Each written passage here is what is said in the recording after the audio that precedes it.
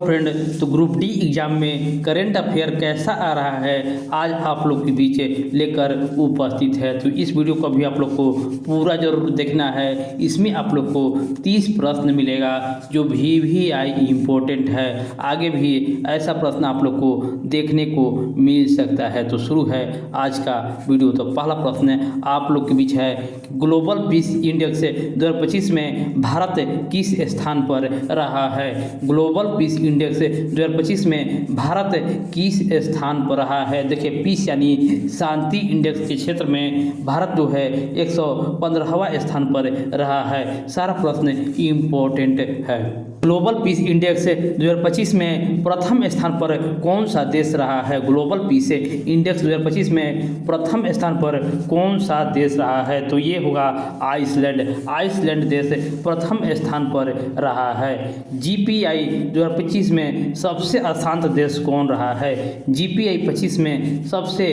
अशांत देश, देखिए शांत देश जो है वो आइसलैंड है, लेकिन सबसे अशांत देश पूछ रहा है कि 2025 का सबसे अशांत देश है, यानी रूस को अभी जो अशांत देश है वो रूस है, क्योंकि वहाँ पर युद्ध चल रहा है यूक्रेन के साथ।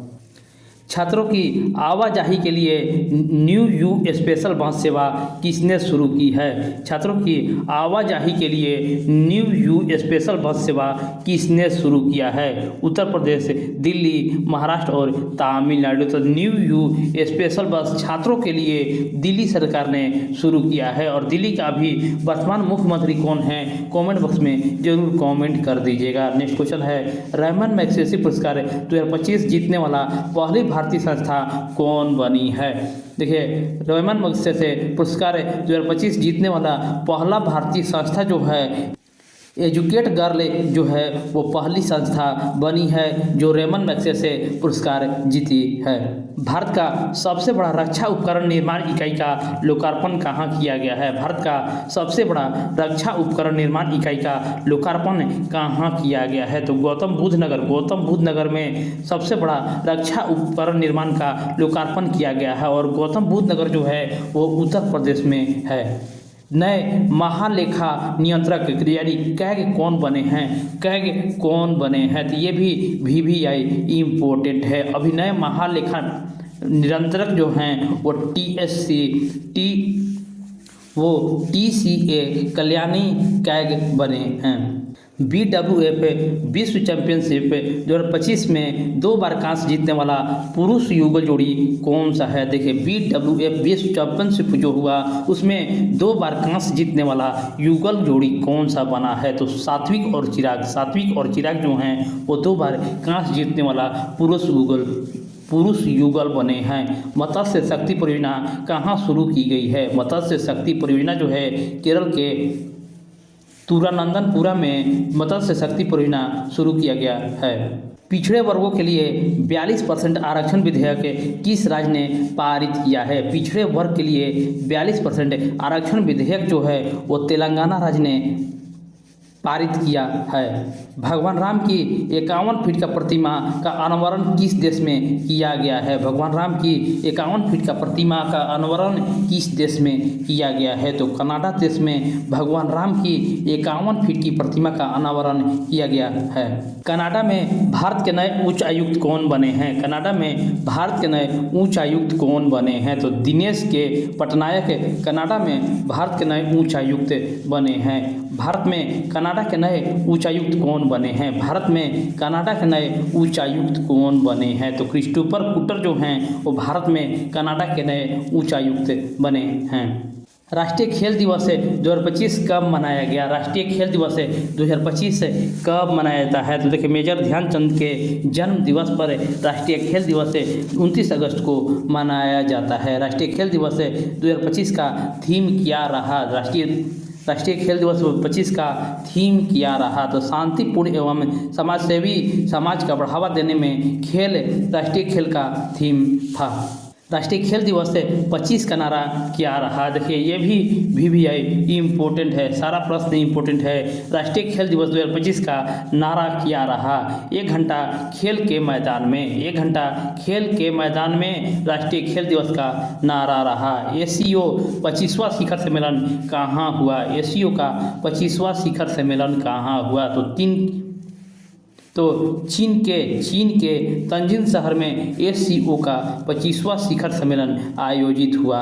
ACO 25वें सम्मेलन में भारत की ओर से कौन शामिल हुए। ACO 25वें सम्मेलन में भारत की ओर से कौन शामिल हुए। तो भारत की ओर से भारत के प्रधानमंत्री नरेंद्र मोदी ACO में शामिल हुए।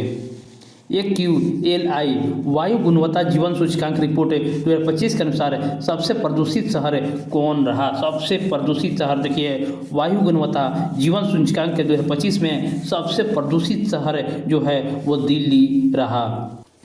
IMF के कार्यकारी निदेशक किसे नियुक्त किया गया है। IMF के कार्यकारी निदेशक किसे नियुक्त किया गया है। तो IMF के कार्यकारी निदेशक जो हैं उर्जित पटेल जो पूर्व में RBI के गवर्नर भी रह चुके हैं, उन्हें IMF के कार्यकारी निदेशक के रूप में नियुक्त किया गया है।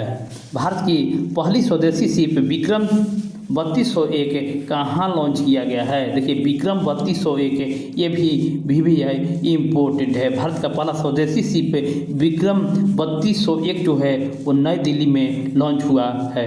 26 बैडमिंटन वर्ल्ड कप चैंपियन में मेजबानी कौन करेगा। देखिए बैडमिंटन वर्ल्ड चैंपियनशिप की मेजबानी कौन करेगा। तो नई दिल्ली जो है वो वर्ल्ड कप चैंपियनशिप का मेजबानी करेगा। कपास किसानों हेतु लॉन्च ऐप कौन सा है। किसानों हेतु लॉन्च ऐप कौन सा है। आंसर होगा कपास किसान ऐप कपास हेतु लॉन्च ऐप है।